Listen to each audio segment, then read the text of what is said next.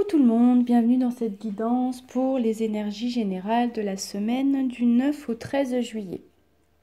Alors, qu'est-ce qu'on nous dit pour cette semaine? Eh bien, on nous demande de rester debout malgré toutes les situations difficiles que l'on peut traverser, en prenant conscience que tous nos efforts nous guident dans le passage vers la nouveauté. Ça nous demande d'être cohérent avec nous-mêmes. Et cette carte, elle vous dit que dès que votre comportement et vos paroles sont en accord avec vos valeurs profondes, l'énergie circule librement. Donc peut-être que vous aurez certaines décisions à prendre cette semaine pour être plus cohérent avec vous-même et avec vos valeurs profondes. Et que vous allez peut-être, en prenant ces décisions, vous sentir dans une énergie plus vivifiante. Et même si c'est des situations qui sont inconfortables pour le moment, continuez à rester debout, à avancer et à toujours vous laisser guider par votre intuition qui vous souffle les meilleurs messages à prendre en cohérence avec votre cœur et votre âme.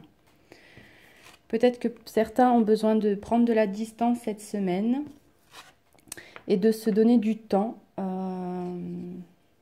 pour justement prendre conscience de cette cohérence que vous avez besoin dans votre vie actuellement.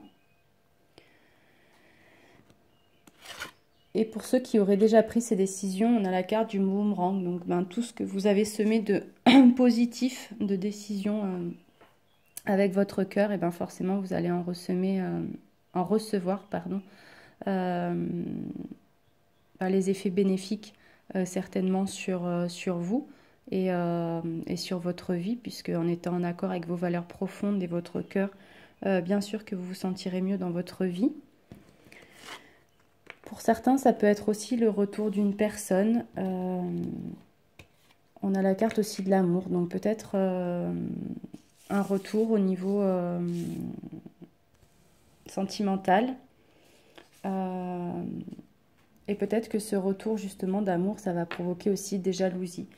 On peut le voir aussi, la jalousie, comme peut-être que les décisions que vous allez prendre pour être en accord avec vous-même, ça va jalouser certaines personnes qui pourraient peut-être être mécontentes de vos décisions. On a eu la carte du mécontentement. Cette carte du mécontentement, elle vous dit que il arrive un temps où chacun de nous comprend que l'âme se nourrit non pas de ce qu'elle possède, mais de ce qu'elle crée. Et que la satisfaction que l'on éprouve à l'égard de nos créations, aussi grandiose soit-elle, finit pourtant par s'étioler et notre créativité meurt d'envie de s'exprimer de nouveau. Ça peut indiquer que le partenaire qui nous envoûtait jadis ne soit plus finalement la personne idéale, que l'emploi rêvé devienne banal et que la grande aventure ne représente plus que des tracas.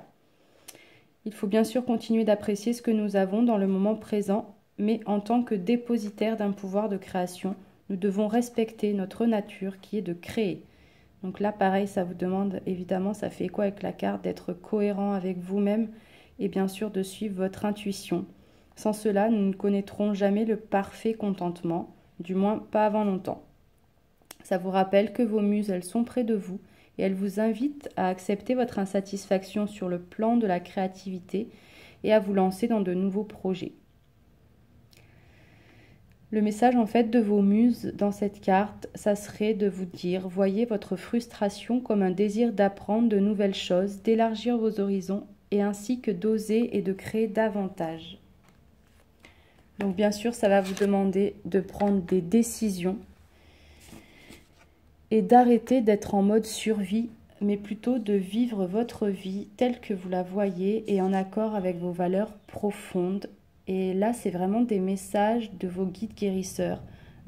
Si vous ressentez de la colère ou de la frustration, prenez conscience qu'en prenant les décisions avec votre cœur, vous allez en guérir votre âme. Profitez donc de tous les cadeaux que vous offre la vie. Il y aura certainement avec ces décisions l'effondrement des repères, un peu comme si le monde que vous avez construit autour de vous s'écroulait. Mais en attendant, ça vous dit ben, que c'est la seule, en quelque sorte, c'est le seul moyen d'accéder à votre statut d'empereur, donc à la stabilité des choses. Ça vous demande de commencer, en tout cas d'oser commencer un nouveau départ pour être en accord avec vous-même.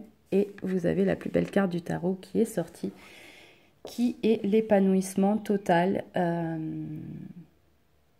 Donc, osez prendre des décisions si vous hésitez, que ce soit dans votre travail, dans votre relation, enfin, quelques domaines que ce soit où vous hésitez sur une décision à prendre. Et bien là, ça vous dit cette semaine d'oser aller de l'avant et oser être cohérent avec vous-même. Voilà, je vous souhaite donc une très belle semaine, de très belles énergies positives pour tous ces changements qui évidemment seront magnifiques pour votre évolution personnelle. Et je vous dis à bientôt.